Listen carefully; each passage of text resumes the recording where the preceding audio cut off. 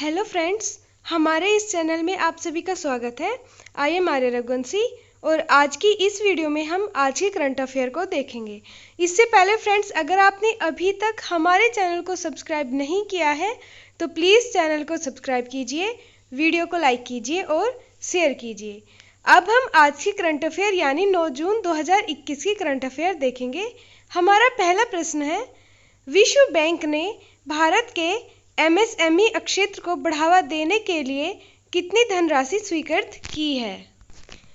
Option A $500 million, option B $400 million, option C $450 million या फिर option D $300 million. इसका सही जवाब है ऑप्शन ए $500 मिलियन।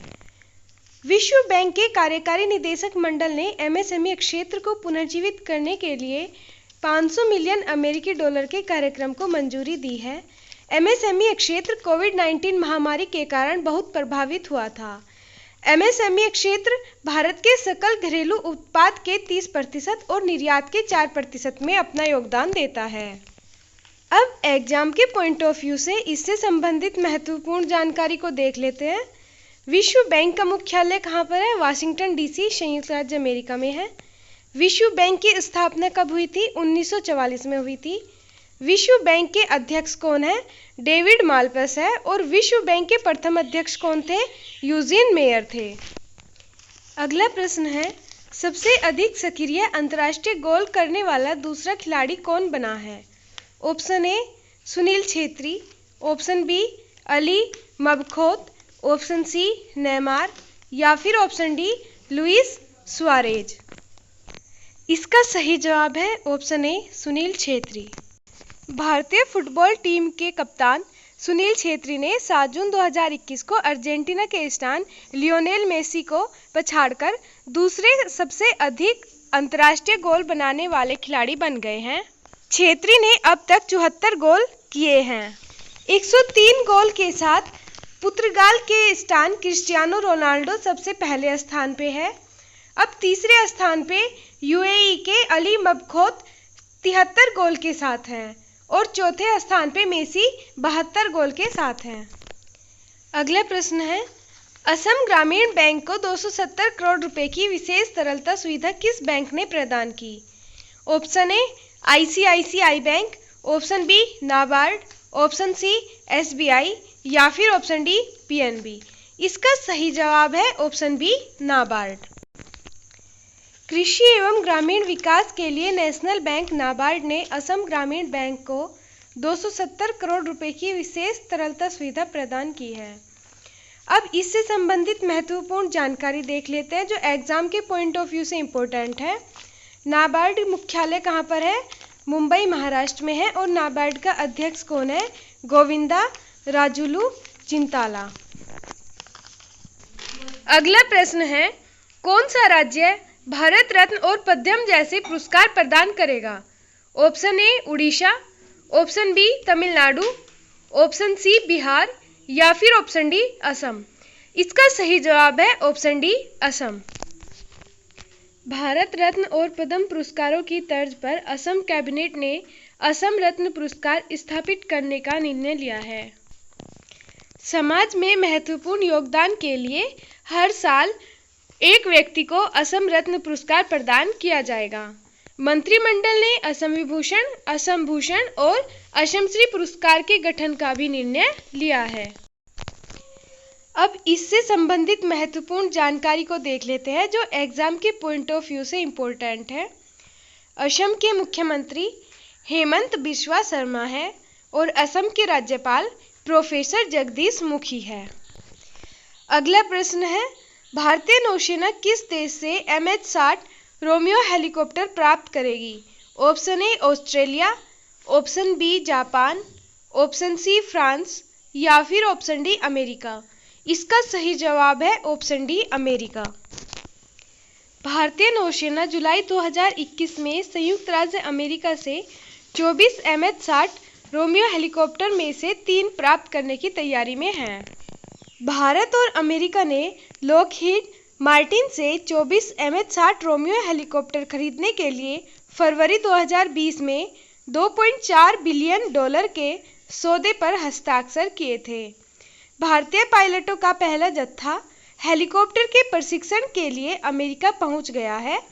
पायलटों को पहले फ्लोरिडा के पेंसाकोला और फिर कैलिफोर्निया के सैन डिएगो में प्रशिक्षण दिया जाएगा।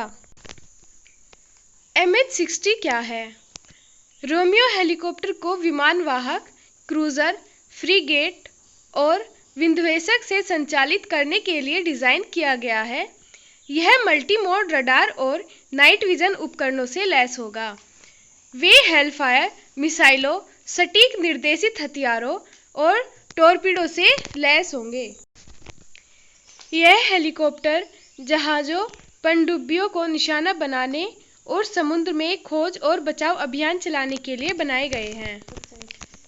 अगला प्रश्न है, भारत का पहला अंतर्राष्ट्रीय समुद्री क्लस्टर कहाँ स्थापित किया जाएगा?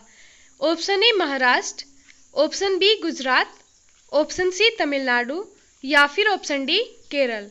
इसका सही जवाब है ऑप्शन बी गुजरात।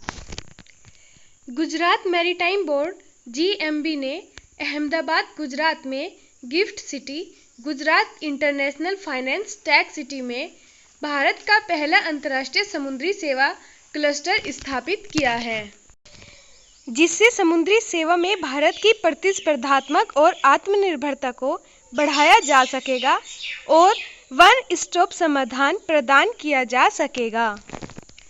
गिफ्ट, यह भारत का पहला परिचालन ग्रीनफील्ड स्मार्ट सिटी और इंटरनेशनल वित्तीय सेवा केंद्र IFSC है। अब इससे संबंधित महत्वपूर्ण जानकारी को देखते हैं जो एग्जाम के पॉइंट ऑफ व्यू से इम्पोर्टेंट है। गिफ्ट की स्थापना कब हुई थी? 1982 में। गिफ्ट के अध्यक्ष कौन है? अनिल मुकीम। गिफ्ट के उपाध्यक्ष और CEO कौन है? अवंतिका सिंह। अगला प्रश्न है, हाल ही में रक्षा मंत्रालय में प्रमुख सुधारों पर ई-बुकलेट 20 रिफॉर्म्स इन 2020 का विमोचन किसने किया? Option A Narendra Modi, option B Piyush Goyal, option C Rajnath Singh या फिर ऑप्शन डी अमित शाह। इसका सही जवाब है ऑप्शन सी राजनाथ सिंह। रक्षा मंत्री राजनाथ सिंह ने एक ई-बुक 2020 में 20 रिफॉर्म्स को जारी किया है। 20 रिफॉर्म्स इन 2020 प्रधानमंत्री नरेंद्र मोदी के नेतृत्व वाली सरकार के रक्षा क्षेत्र को मजबूत करने के संकल्प को दर्शाता है। 2020 में 20 सुधारों का विस्तार। भारत को अपना पहला चीफ ऑफ डिफेंस स्टाफ मिला। डिजिटल परिवर्तन, आधुनिकीकरण और बढ़ी हुई पारदर्शिता। अब इससे संबंधित महत्वपूर्ण जानकारी को देख लेते हैं जो एग्जाम के पॉइंट ऑफ व्यू से इम्पोर्टेंट है। केंद्रीय मंत्री राजनाथ सिंह, निर्वाचन क्षेत्र लखनऊ उत्तर प्रदेश। केंद्रीय राज्य मंत्री श्रीपद येशो नाइक, निर्वाचन क्षेत्र उत्तरी गोवा गोवा। अगला प्रश्न है, 2024 में होने वाले पहले FIH हॉकी 5S विश्व कप की मेजबानी कौन करेगा? Option A Australia, option B Brazil, option C रूस या फिर ऑप्शन डी ओमान। इसका सही जवाब है ऑप्शन डी ओमान। ओमान को पहले अंतर्राष्ट्रीय हॉकी महासंघ FIH हॉकी 5S विश्व कप के मेजबान के रूप में नामित किया गया है। FIH ने कहा कि पुरुषों और महिलाओं के इवेंट्स जनवरी 2024 में ओमान की राजधानी मस्कट में होंगे। इससे संबंधित महत्वपूर्ण जानकारी को देख लेते हैं जो एग्जाम के पॉइंट ऑफ व्यू से इम्पोर्टेंट है। ओमान की राजधानी मस्कट है। ओमान की मुद्रा ओमानी रियाल है। अगला प्रश्न है, हाल ही में नए चुनाव आयुक्त किसे चुना गया है? Option A Hitendra Dave, option B Anup Chandra Pandey, option C Atish Shukla या फिर ऑप्शन डी रंजीत सिंह दिसाले। इसका सही जवाब है ऑप्शन बी अनूप चंद्र पांडे।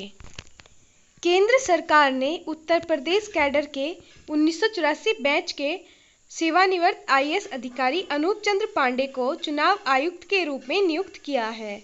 चुनाव आयोग में पांडे का कार्यकाल 3 साल से थोड़ा कम होगा और वे फरवरी 2024 में सेवानिवृत्त होंगे।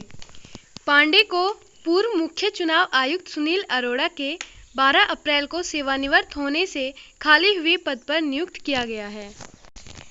अंतिम प्रश्न है, घरेलू क्रेडिट रेटिंग एजेंसी क्रिसिल के अनुसार FY 2021-22 में भारत के लिए GDP विकास अनुमान कितना है?